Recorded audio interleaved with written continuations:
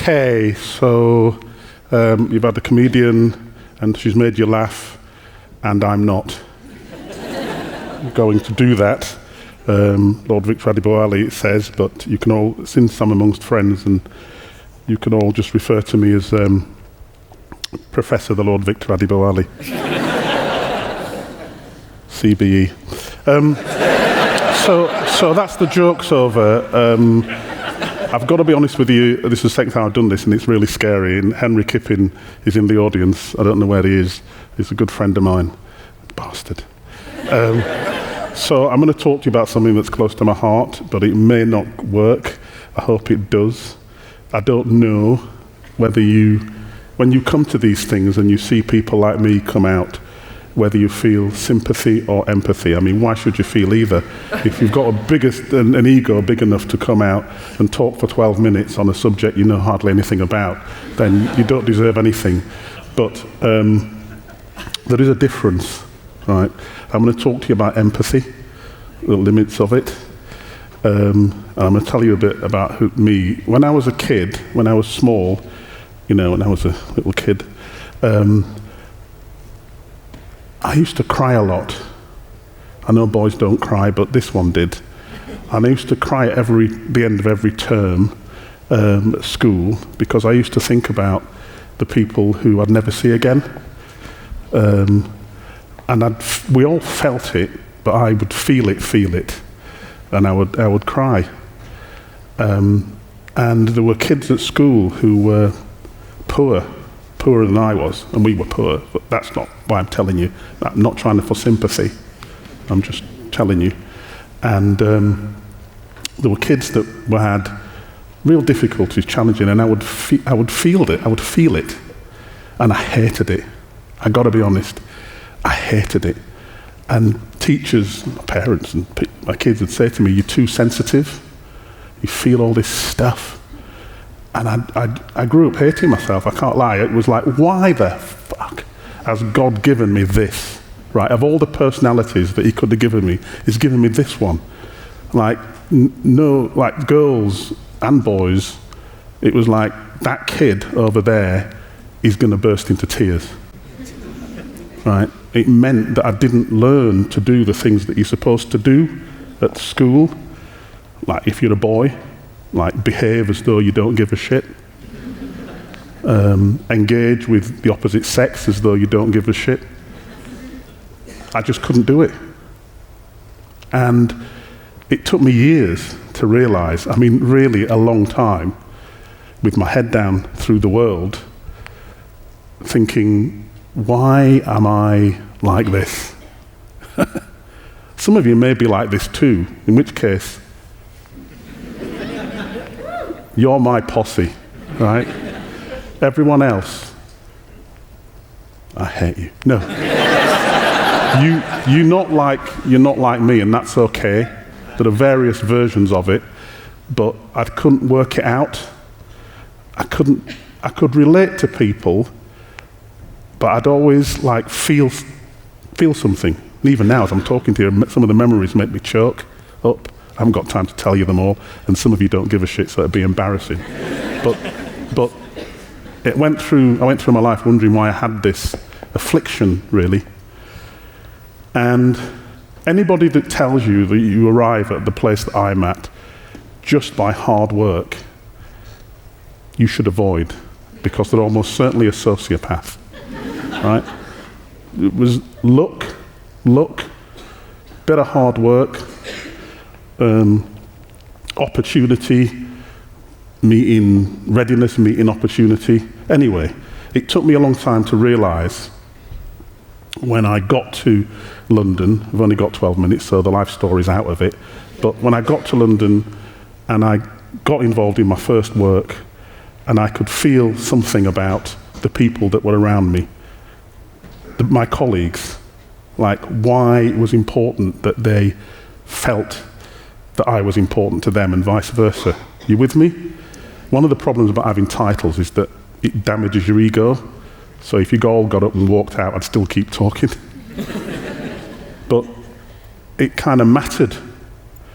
And when I realised that there were things in the world that made no sense, homelessness, children in care that were almost certainly going to stay that way. And that's what I got involved in. And I'll give you an example of what doesn't make sense, right? At one point in this country, there were 80,000, sorry if I spat on you, I didn't mean to. There were 80,800 kids in care at any one time. About 8,000 left every year, right? And you could draw a line, and if you are a kid in care, I'm sorry, who's experienced this, you might know what I mean. You could draw a line between children in care, poor mental health, crime, just awful. And yet we were spending millions on this. And I couldn't understand, we're still doing it to this day, and I couldn't understand why that is. It makes no logical sense, does it? For you to spend your taxpayers' money making kids who have got a lot less than you worse, such that you spend your taxpayers' money on all the things that they do to society because you've made their life worse.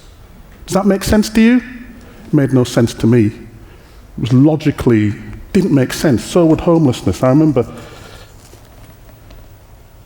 when I was chief exec, I worked for Centrepoint. I was chief exec of Centrepoint. And I'll give you an example of what I mean. We were at a homelessness shelter, and the bishop came down to see the shelter, and I always felt like the children in care, when I met them, you could feel it. It wasn't a logical thing. Empathy isn't the same as sympathy. If I say to you, I sympathise with you having to listen to me, it's a transaction. I don't really feel what it's like to listen to me. I'm just being sympathetic. It's a social norm. Like the sort of thing you say when somebody's lost somebody. I'm not saying it isn't necessary, because if you don't say it, you come across like a psychopath. I express sympathy. It's not the same as empathy. Empathy is feeling it, right? And I would feel these things. And in this shelter for young people, this bishop, I was trying to explain to them why it was absolutely bizarre that the most vulnerable people in this country, homeless, were in the worst possible place. Because winter shelters weren't pleasant. Empty buildings, most basic things. And he was looking at me as though I was mad. It was like normal to see this. Still is normal to see kids in the worst possible place they could be in the worst possible situation, right? And I said to him, this is terrible. Terrible. Look at it. It should be the opposite. These kids should be getting the best, not the worst. Imagine that's what it came from. I could feel it. And you know what he said to me? He looked at me in the eye, and I suppose something must have clicked. And he looked at me and he said, good Lord, he said, this is just like my boys' dorm at Winchester. Now, at the time, I actually thought it clicked. This shouldn't be happening. But did it change anything? No. We still put our hands in our pockets to give monies to charity, to look after homeless young people who are going to be all your futures, because we don't have empathy.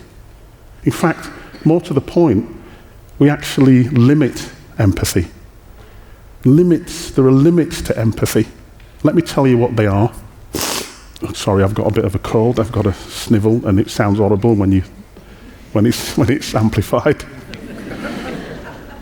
I'm losing empathy by the second, but it's like, and sympathy, to be honest. But it's like, I realise that these things are limited. It's not. We take empathy for granted. Do you know what I mean? We kind of think it's all there, but there are limits to it. Let me tell you what they are. People that are born having not experienced the connection between parents and children, like emotional. People who are born with an emotional or challenge. You know, it could be autism, it could be sociopathy, it could be that limit. People in groups, you know, we're encouraged to feel what everyone else feels, not what we feel, even if we feel it. You know that because we treat asylum seekers really badly. Why? Because they're not us. They're a group of people over there. Until we see the picture of a dead child on the beach, then we can relate to it, because it could be your child. Limits. We listen to politicians and we never ask them how they feel. We never ask them. I remember causing an absolute furore in the health world because I asked the chief exec of the NHS, how do you feel? We limit our empathy. How am I doing? With us? And because we limit it, because we limit empathy, we allow the most terrible things to happen. And you know something? We pay for it. So this is the thing that I'd like you to do, right? If one of them's serious and one of them's fun, right? The serious thing is, I'd like you to close your eyes and think about the one doesn't matter whether you have difficulty with empathy or not, because you've all got a limit, you've all got a bit, and you all limit it. But this you can do. You can close your eyes and think about someone who you know that you feel for, feel with. Doesn't matter what they're going through, think about that person, right? And feel it. Feel what they are, how they are, where they are, what's happening to them. That's not the end of the exercise. Think about why you feel that way. That's the bit that you want to hang on to. And the second bit I'd like you to do, which is really fun if you've got a friend, actually having empathy will mean that you might have friends. Having no empathy, forget it. You might have people who sympathise with you. Take them shopping, and instead of each of you buying your own clothes, buy the clothes for your friend. Because I can tell you now, it's impossible. Most women can tell you this. Men like to pretend it doesn't matter, but it does. You can't buy clothes for someone unless you feel how they are, who they are, when they are, and what they need to be. Thank you.